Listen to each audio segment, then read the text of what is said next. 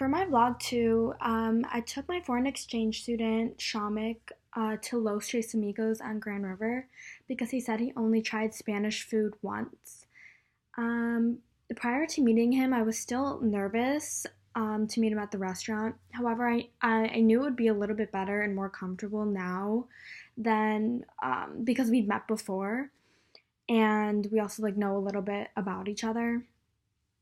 I decided to go to a restaurant of my Spanish culture instead of my American culture because I felt as he could be experienced in a whole new culture he's not familiar with because he does go to school in America.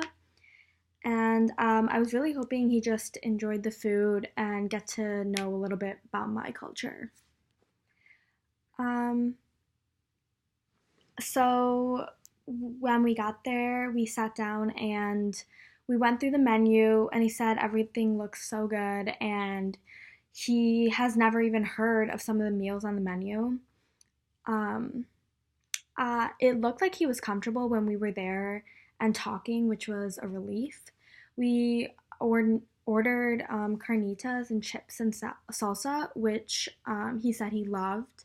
He said that he probably would have never come here with his friends or in general because he was so in his comfort zone of American food or his culture's food.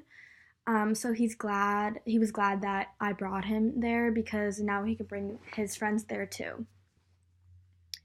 So I tried to always keep the conversation flowing so it would be comfortable. I found it easy to talk to him because it was a new environment and restaurant for him, so he did have so many questions. And it was also satisfying to know that he was interested in getting to know my culture as well, and not only asked about me or the food, but asked about my family and my background. We talked about traveling and how often we see our families, and as well as things we like to do for fun, some traditions our families have, and what holidays we celebrate, among many other things. It felt like meeting a new friend and getting to know them rather than interviewing someone for a class project. So, one thing I noticed during my time with my partner was an example of the iceberg model. Um, so I could definitely relate that to what we learned in class.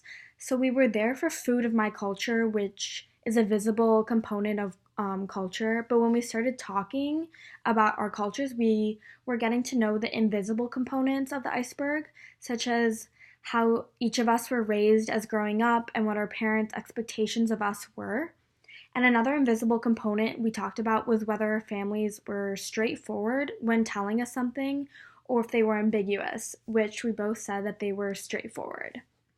We also talked about stereotypes, prejudice, discrimination, and implicit bias in terms of if we have ever experienced any of those things.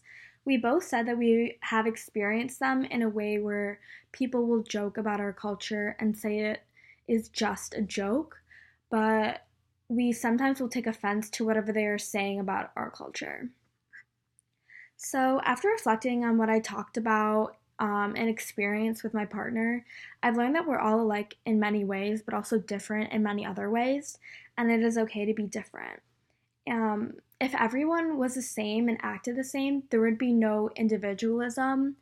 And being different is a good thing because it makes someone special and unique, and we need to be considerate to people who are not like us. This is why it's important to incorporate culture into education because it will allow us to grow and see different perspectives from all around the world.